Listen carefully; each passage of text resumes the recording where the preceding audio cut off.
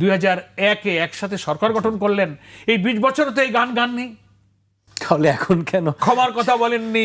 যে এখন ধীরে ধীরে এই গান অপ্রিয় হয়ে গেছে। আওয়ামী লীগকে আজীবন ক্ষমতা থাকার স্বপ্ন থেকে ছিল, সেটা এই জাতি শোনে নাই। কিন্তু জামাত ইসলামী কোনো ক্রিমিনাল অফেন্স করে নাই, কোনো ফৌজদারি অপরাধ করে নাই। এই যে সমস্ত অভিযোগ দেওয়া হয়, এরে খুন করেছে, অমুক করে, একটা প্রমাণ দিতে পারবেন না। মানে মানুষের যখন কোনো রাজনৈতিক প্রতিপক্ষকে আদর্শ দিয়ে, যুক্তি দিয়ে, নৈতিকতা দিয়ে, চরিত্র দিয়ে মোকাবেলা করার আর কোনো হাতিয়ার যখন থাকে না, তখন মানুষ এই ধরনের অসত্য তথ্য, যুক্তি এগুলো সামনে নিয়ে আসে। এক। দ্বিতীয় হলো যে বাংলাদেশের মুক্তিযুদ্ধের ইস্যুটা 71 সালে ওই সময় তদানীন্তন পূর্ব পাকিস্তানে যে রাজনৈতিক দলগুলো ছিল, তাদের সেই সময়কার বাস্তবতায় কোন কোন দল কি রাজনৈতিক ভূমিকা গ্রহণ করেছিল সেটাও কিন্তু কোনো গোপন না, এটা কিন্তু সবাই জানে।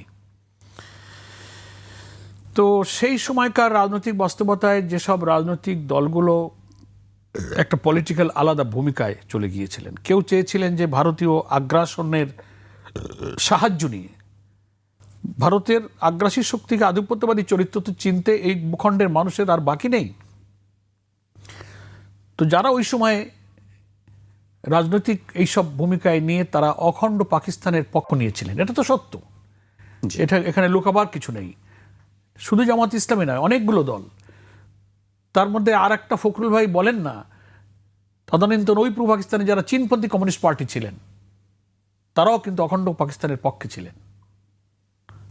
স্বাধীনতার অনেক দিন পর তারা দেয়ালে দেয়ালে তাদের স্লোগান যখন লিখতেন, পূর্ব পাকিস্তানের communist party EPCPML, east Pakistan communist party মার্ক্সবাদী লেনিনবাদী, একদিনও মির্জা ফখরুল সাহেবের মুখ দিয়ে আসে নাই যে ওরাও অখণ্ড পাকিস্তানের পক্ষে ছিল, ওরাও বাংলাদেশ চায়নি।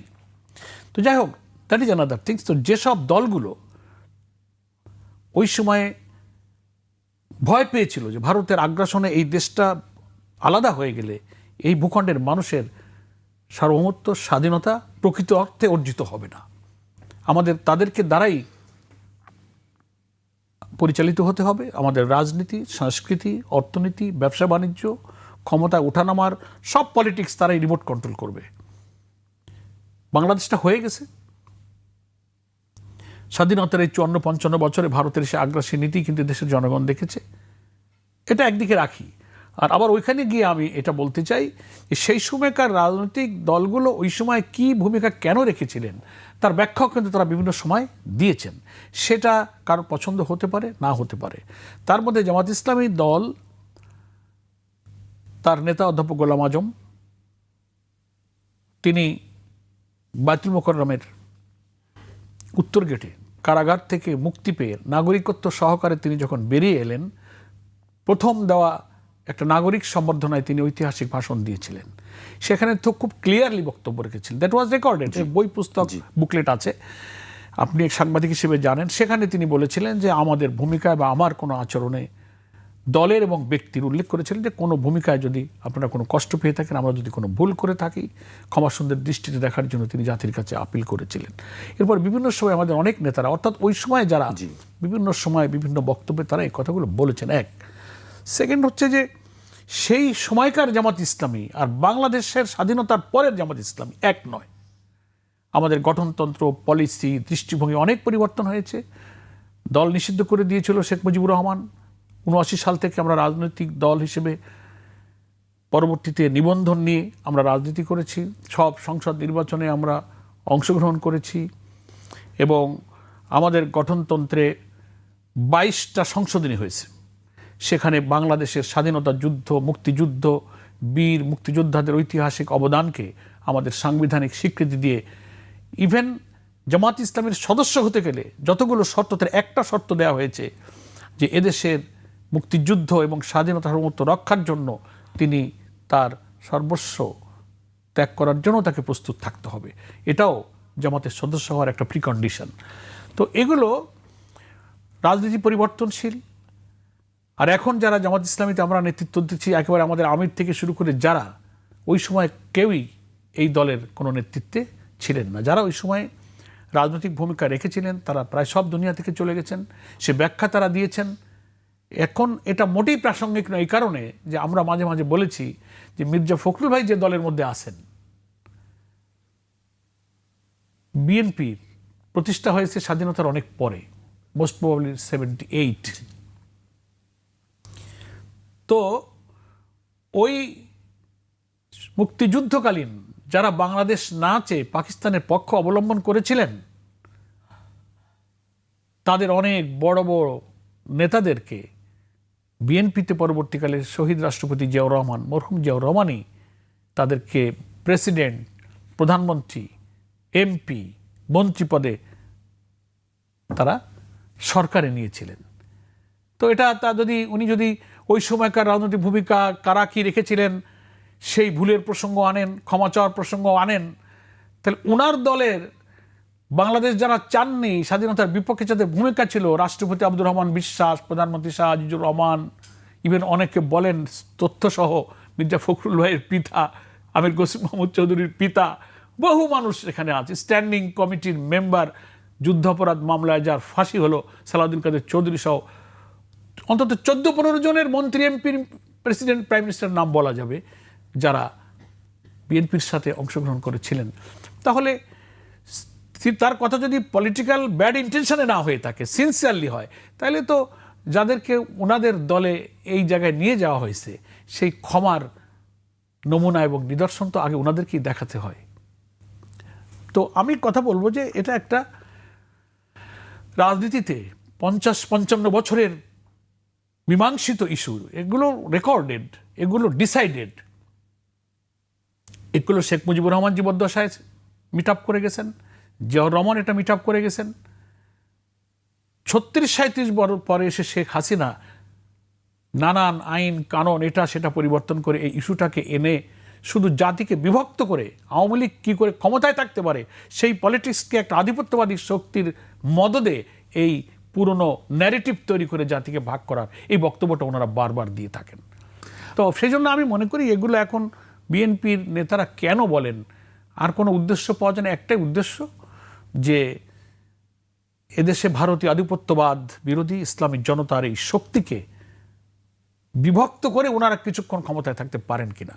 তো এটা আমি মাঝে মাঝে রসিকতা করে বলি যে এসব পুরানো ভাঙা রেকর্ডের গান এই জাতি আর শুনতে চায় না। বাংলাদেশে এখন বহু আধুনিক গান হয়েছে, নতুন রাজনৈতিক অনেক ন্যারেটিভ গান হয়েছে, সেগুলো ওনাদের বলা উচিত। এবং আমি এটাও অনেক সময় বলেছি দু একটা ইন্টারভিউতে যে আমরা যখন ছাত্র জীবনে স্কুল কলেজে পড়তাম, গাজী কালু চম্পাবতীর গান, রূপবানের গান, সিরাজউদ্দৌলার গান এসব ছিল। এখনকার নতুন জেনারেশন এগুলো শোনে না, এখন বহু গান হয়েছে। তো এই 54 বছরের পুরানো মীমাংসিত ইস্যুর এই গান মানুষের কাছে, প্রজন্মের কাছে ভালো লাগে না। যদি তা ভালো লাগতো তাহলে ত্রয়োদশ জাতীয় সংসদ নির্বাচন এবং তার আগে দেশের কমপক্ষে 5টি বড় বিশ্ববিদ্যালয়ের ছাত্র সংসদের নির্বাচনে নতুন প্রজন্মের কাছে কত কথা বলেছেন, গুপ্ত বলেছেন, রাজাকার বলেছেন, রক কাটা বলেছেন, স্বাধীনতা বিরোধী বলেছেন, ন্যারেটিভ তো কোনোটা বাকি দেওয়া হয়নি ঠেকাইতে। কিন্তু নির্বাচনের রেজাল্ট কি বলে? আপনাদের এই গান জাতি শোনে নাই। ফলে এটা যদি যুক্তি আর আদর্শ দিয়ে রাজনীতিকে মোকাবেলা করার কোনো সৎসাহস থাকে, আমি বিএনপি সহ সকল এই জাতীয় দলকে ওয়েলকাম জানাবো। আসেন, জাতির কাছে আপনার চরিত্র আদর্শ দেন। আর একটা প্রমাণ কি দিতে পারবে যে বাংলাদেশ স্বাধীন হওয়ার পরে দেশের স্বাধীনতার বিরুদ্ধে জামাত ইসলামী কোনো ভূমিকা রেখেছে, কোনো কথা বলেছে? দেশ গঠন করার জন্য, দেশের উন্নতির জন্য, আধিপত্যবাদী আগ্রাসনের বিরুদ্ধে দাঁড়াবার জন্য জামাত বরং বারবার জীবন দিয়েছে, কারা নির্যাতিত হয়েছে। ফলে আপনি কি করে তাকে স্বাধীনতা বিরোধী বলবেন?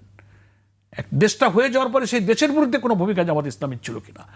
বিফোর পার্টিশন, পাকিস্তান আমলে সেই সময়কার যারা জামাতের নেতৃত্ব দিয়েছিলেন সেখানকার বাস্তবতায় তাদের কি ভূমিকা দিয়েছিলেন, কি তাদের রোল ছিল, সে এক্সপ্লানেশন সেই সময়কার নেতারা কিন্তু দিয়েছেন। সেটা আপনি পছন্দ করতে পারেন, নাও করতে পারেন, বিতর্ক করতে পারেন, এটা একটা পলিটিক্যাল ডিসিশন।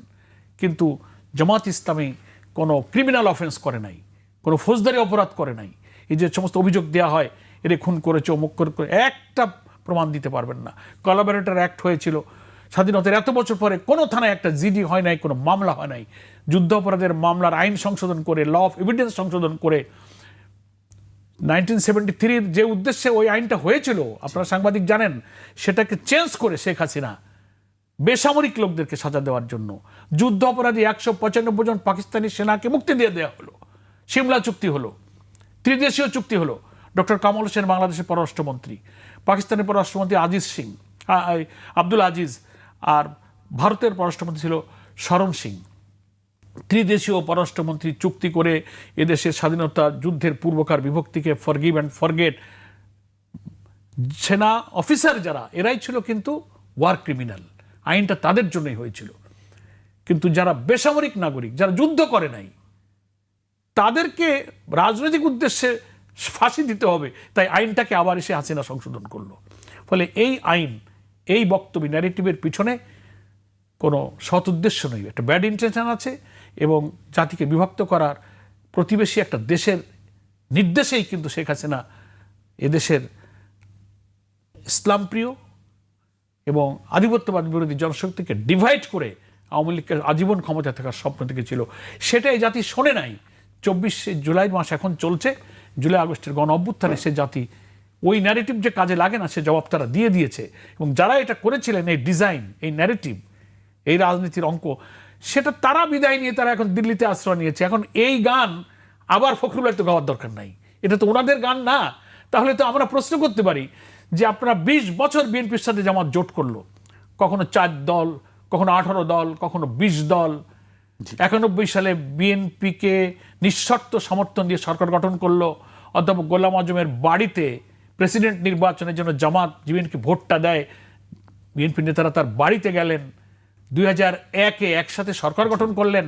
এই 20 বছর তো এই গান নেই, তাহলে এখন কেন ক্ষমার কথা বলেননি, এখন কেন? ব্যাখ্যা চাননি। হোয়াই নাও? তার অর্থ হলো যে এখন ধীরে ধীরে এই গান অপ্রিয় হয়ে গেছে, মাটি নাই। ওনারা ওই ডুবন্ত মানুষ যখন বাঁচতে চায়, ভাসমান কোনো শ্যাওলা পাইলেও ধরে বাঁচতে চায়। তো এইভাবে ধরে বাঁচা যাবে না, জাতি এই গান আর শুনবে না।